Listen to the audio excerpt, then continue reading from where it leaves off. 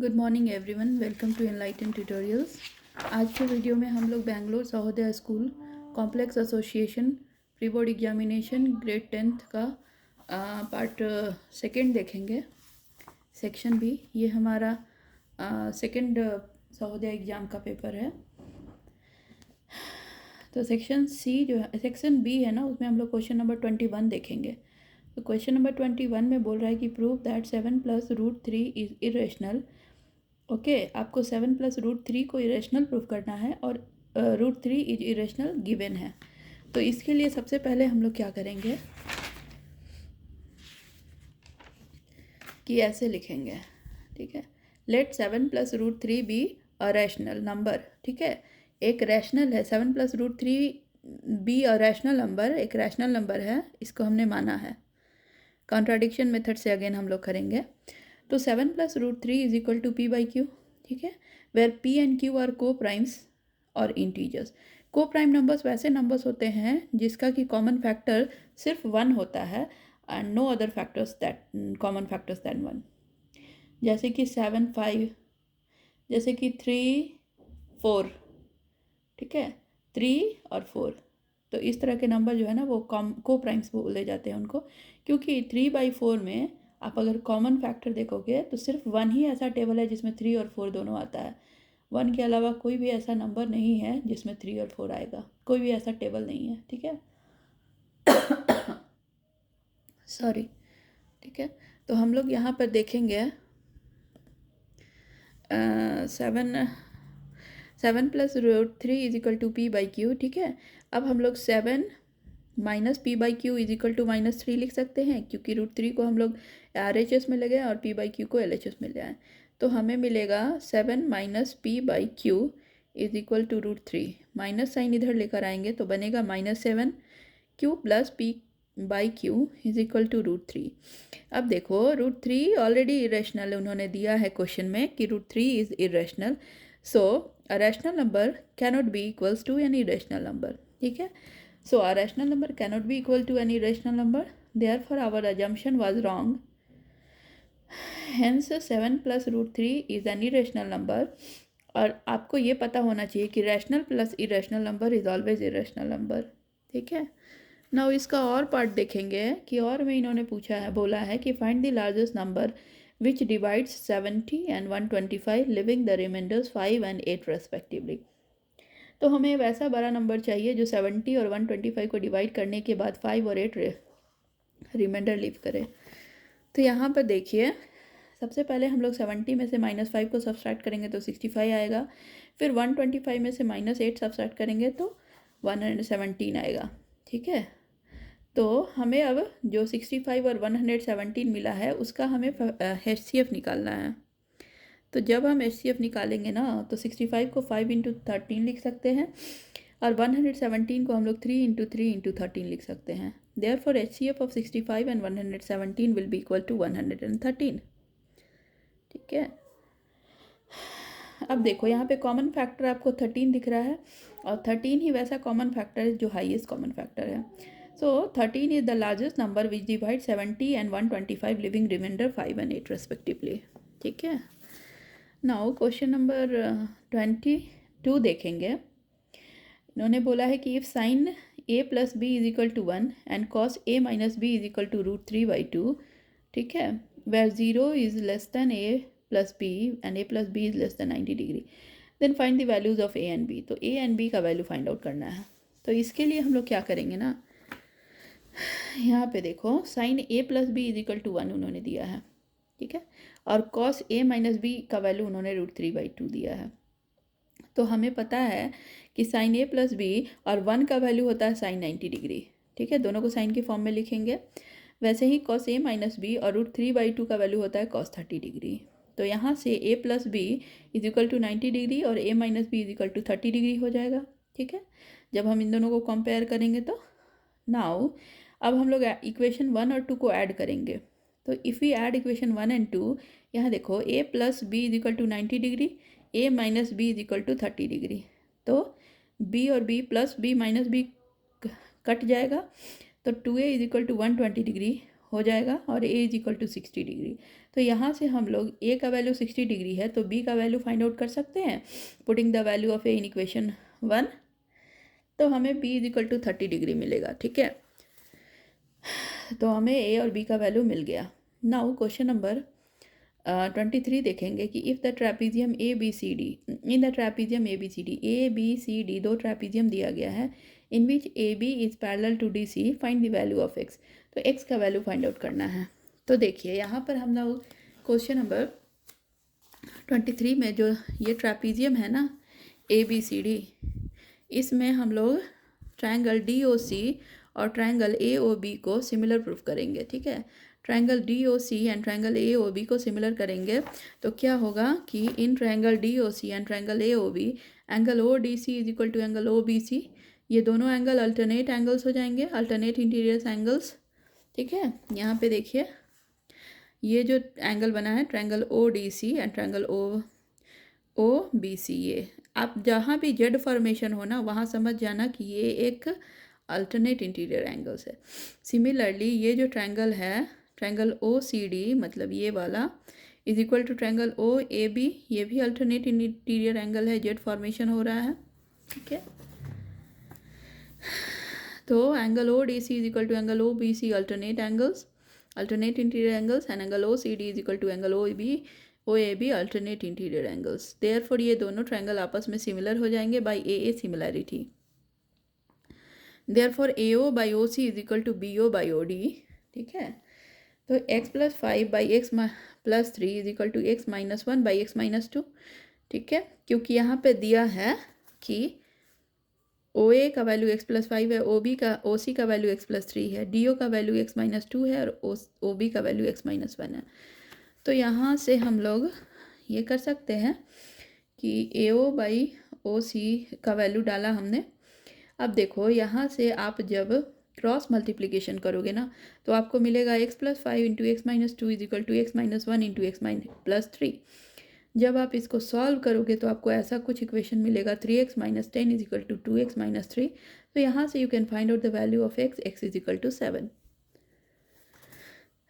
ठीक है। तो 23 क्वेश्चन नंबर में मुझे यही प्रूफ करना था, ठीक है। नाउ क्वेश्चन नंबर 24 देखेंगे कि if A B C and D are the vertices of the parallelogram A B C D, find the values of A and B.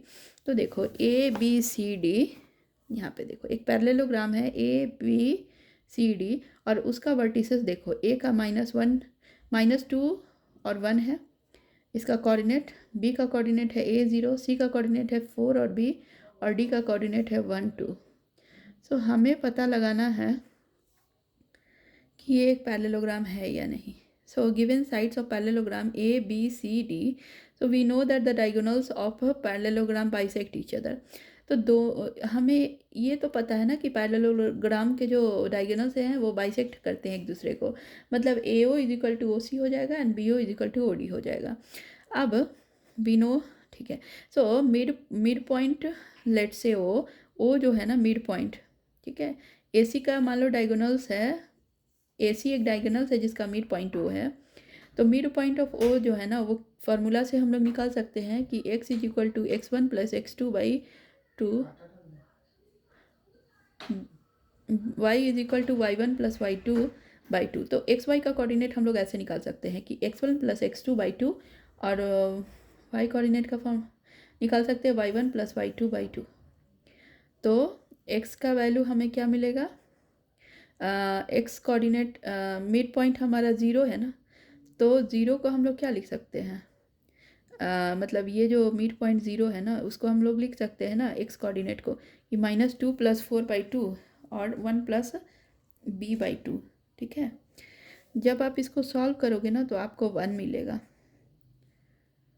Sorry ये इक्वेशन 1 है हमारा, ये इक्वेशन 1 हो गया, ठीक है। तो ओ पॉइंट का कोऑर्डिनेट्स हमें मिल गया है X Y, that is -2 plus 4 by 2 और 1 प्लस b बाई 2, ठीक है। ये हमने इक्वेशन 1 माना है। अब मिड पॉइंट लेट पी, अब एक और मिड पॉइंट, सपोज ये ओ मिड पॉइंट ए सी का मिड पॉइंट है। अब मान लो कि बी डी का मिड पॉइंट पी हमने माना, ठीक है, सपोज। तो mid point let's say P of diagonal B D is given by P is equal to क्या हो जाएगा, a plus 1/2 that is x1 plus x2/2 a plus 1/2 और y की जगह पे हम लोग क्या लिखेंगे 0 प्लस 2/2। तो ये हमारा सेकेंड इक्वेशन हो जाएगा। ठीक है, अब देखो since o and p both are same point, so क्या हो जाएगा -2 plus 4/2 is equal to a plus 1/2। X coordinate दोनों का सेम होगा। ठीक है, एक्स कोऑर्डिनेट सेम होगा तो यहाँ से आप a का वैल्यू फाइंड आउट कर सकते हो। a का वैल्यू 1 मिलेगा। ठीक है, अब देखो a का वैल्यू 1 मिलेगा। अब आप y कोऑर्डिनेट देखो। ठीक है, y कोऑर्डिनेट हमारा क्या है 1 प्लस b/2।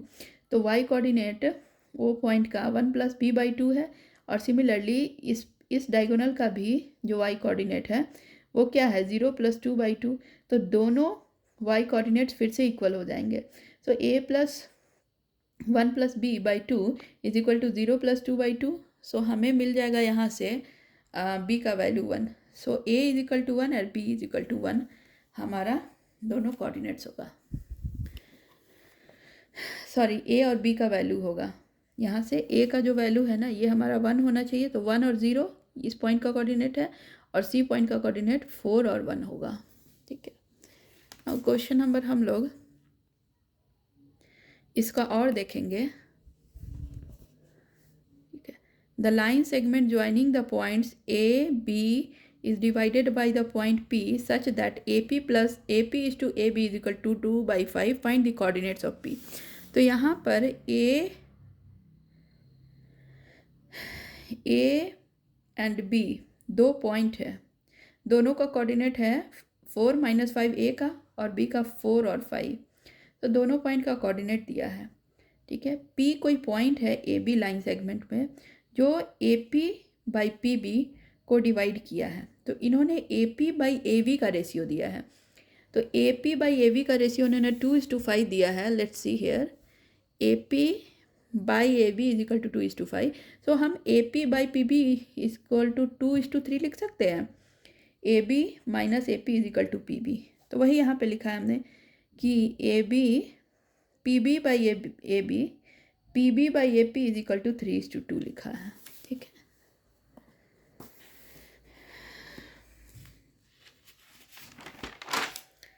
तो यहाँ पर देखिए अब हमें इस P पॉइंट का कोऑर्डिनेट निकालना है। ये जो P पॉइंट है ना इसका कोऑर्डिनेट निकालना है।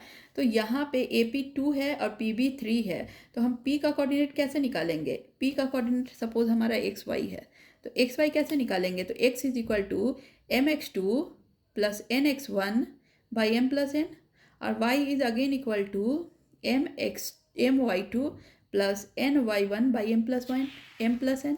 सो सेम थिंग हम लोग यहाँ पे करेंगे। Coordinate of P is equal to mx2 plus nx1 by m plus n, again my2 plus ny1 by m plus n। ये हमारा x का कोऑर्डिनेट, ये y का कोऑर्डिनेट हो जाएगा। इसको सॉल्व करेंगे तो 2 × 4 प्लस 3 × 4/2 प्लस 3, ये x का हो गया, y का हो गया 2 × 5 प्लस 3 × -5/2 प्लस 3। ठीक है, हमें रेशियो 2:3 मिला था, तो 2 + 3 नीचे दोनों में ऐड करेंगे। ठीक है, तो हमें यहाँ से मिलेगा 4 × 2 = 8 प्लस 4 × 3 = 12/5 और यहाँ से मिलेगा 10 - 15/5। सो जब आप इसको सॉल्व करोगे तो कोऑर्डिनेट मिलेगा 4 - 1। So the coordinate of point P, coordinates of point P क्या मिलेगा 4 - 1। नाउ क्वेश्चन नंबर 25 देखेंगे, बी सेक्शन का लास्ट क्वेश्चन। यहाँ पर देखो, the king queen and jack of clubs are removed from a deck of 52 cards and the remaining cards are well shuffled. A card is drawn at random. Find the probability of getting a card of heart and black king. तो सबसे पहले हमें 52 जो cards है ना playing cards, उसके बारे में मैं एक बार क्विकली आपको बताना चाहूँगी कि देखो डेक ऑफ प्लेइंग कार्ड्स जो होता है ना उसमें टोटल 52 कार्ड्स होते हैं। ठीक है, और ये जो 52 कार्ड्स है वो फर्दर डिवाइडेड होते हैं 26 ब्लैक कार्ड्स में और 26 रेड कार्ड में। मतलब अगर आपके पास 52 टोटल कार्ड्स हैं तो वो दो पार्ट में डिवाइडेड रहेगा। ब्लैक कलर के कुछ कार्ड्स होंगे और रेड कलर के कुछ कार्ड्स होंगे। ब्लैक कलर के टोटल 26 कार्ड्स होते हैं और रेड कलर के टोटल 26 कार्ड्स होते हैं। ठीक है, अब इस ब्लैक कलर को फर्दर हम लोग दो पार्ट में डिवाइड करते हैं, एक स्पेड होता है और एक क्लब होता है। ठीक है, तो स्पेड और क्लब दोनों में 13 होगा। सिमिलरली रेड कार्ड भी है ना, फर्दर 2 टाइप्स में डिवाइडेड हो जाते हैं, डायमंड और हार्ट। डायमंड में भी 13 और हार्ट में भी 13। ठीक है, अब ये जो 13 है ना, सब में सेम रहेगा, लेकिन इनका कलर ब्लैक रहेगा, इसका रेड रहेगा। तो स्पेड जो है ना, ए स्पेड के 13 कार्ड्स को पहले देखेंगे, तो उसमें एक किंग, एक क्वीन, एक जैक और एक एस रहेगा। ठीक है, और 2 नंबर से लेकर 10 नंबर तक जो कार्ड रहेंगे वो 2 से 10 कार्ड्स रहेंगे। ठीक है, सिमिलरली क्लब में एक किंग, एक क्वीन, एक जैक, एक एस और 2 से लेकर 10 तक कार्ड्स रहेंगे। सिमिलरली डायमंड में भी 13 कार्ड्स है, तो इसको भी 1 किंग, 1 क्वीन, 1 जैक और 1 एस मिलेगा और 2 से 10 कार्ड्स मिलेंगे। सिमिलरली हार्ट में भी 1 किंग, 1 क्वीन, 1 जैक और 1 एस, 2 से 10 कार्ड्स मिलेगा। अब देखो इसमें जो है ना, स्पेड, क्लब, डायमंड और हार्ट, इसको हम लोग बोलते हैं सूट्स। तो टोटल कितने सूट्स हो गए? 4 सूट्स हो गए। तो 52 कार्ड्स में सूट्स कितने हैं? 4, स्पेड, क्लब, डायमंड और हार्ट। और फेस कार्ड्स कितने हैं? तो फेस कार्ड्स 3 हैं, jack, king, queen. Jack, king and queen, these are the face cards. ठीक है, अब देखो, अब क्वेश्चन को समझोगे तो समझ में आएगा। The king, queen and jack of club, ये क्लब का साइन है, तो क्लब से किंग, क्वीन और जैक को रिमूव कर दिया गया है from a deck of 52 cards. तो जब 3 कार्ड्स को रिमूव कर दिया गया है 52 कार्ड्स में, तो टोटल कितने कार्ड बचे अब? तो 52 - 3 दैट इज़ 49। देखो ये क्लब है, इसमें से किंग, क्वीन और जैक को रिमूव कर दिया गया है। तो जब इसको हटा देंगे तो अब हमारे पास कितना बचेगा? 13 + 13 + 13 और plus 13 - 3 that is total 49 card. तो मेरे पास 49, अब हमारे पास 49 कार्ड्स मिला है, जिसको अब सफल कर दिया गया है। मिक्स कर देते हैं। ठीक है, अ card is drawn at random. अब हम लोग एक कार्ड को रैंडमली उठाएंगे, तो find the probability of getting a card of heart. तो तुम्हें अब हार्ट, एक हार्ट जो है ना, उसको मिलने का क्या चांस है? What is the probability of getting a heart? तो देखो हार्ट तुम्हारा किस में है? Getting a card of hearts. तो देखो हार्ट जो है ना, उसके टोटल 13 कार्ड्स है, तो probability of getting a heart is total 13 cards of heart is there 13, और हमारा 13 कार्ड्स टोटल है हार्ट का, और total number of remaining cards हमारे 49 हैं। तो probability of getting a card of heart is getting a card of heart is 13/49, because total 49 cards हमारे पास बचे हैं after taking 3 cards from the club. ठीक है, तो probability of getting a card of heart is 13/49। Similarly अब उन्होंने पूछा है कि सेकंड में कि find the probability of getting off black king. तो ब्लैक किंग को पाने का क्या प्रोबेबिलिटी है? तो देखो ब्लैक किंग हमें चाहिए। तो अब देखो ब्लैक में स्पेड और क्लब दोनों आता है। ठीक है, तो क्लब के किंग तो ऑलरेडी रिमूव हो चुके हैं। क्लब के किंग ब्लैक कलर का था, और ब्लैक कलर का 2 किंग था एक्चुअली। ठीक है, ब्लैक कलर का 2 किंग था, एक स्पेड का और एक क्लब का। लेकिन स्पेड का, क्लब का तो एक किंग को हटा ही दिया गया है, तो अब स्पेड के बस एक ही किंग बचेंगे। तो probability of getting a black king now is 1/49। ठीक है, 1/49। सो ये हमारा सेक्शन बी था। आज के वीडियो में हमने सेक्शन बी को डिस्कस किया है। सो नेक्स्ट वीडियो में मैं सेक्शन सी लेकर आऊँगी। तब तक आप हमारे चैनल पे बने रहिए, हमारे चैनल को लाइक, सब्सक्राइब एंड शेयर करें। अगर कोई भी क्वेरी है तो आप कमेंट सेक्शन में कमेंट कर सकते हैं। Thank you so much.